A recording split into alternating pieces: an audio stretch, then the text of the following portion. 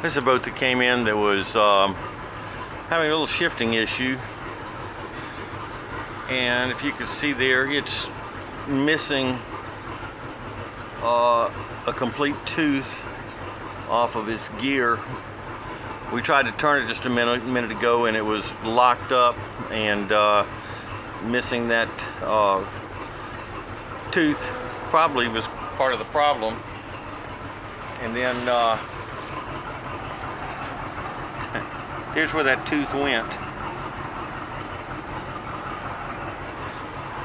So there's not much way of economically fixing everything that we see wrong with this one. So we're just going to go ahead and put a different one on. After seeing that was done by impact damage on the forward gear, that means it was in forward gear when someone hit something. So while we're here, we're going to go ahead and pull the top off of the upper just to inspect it to make sure there doesn't seem to be any problems with it either.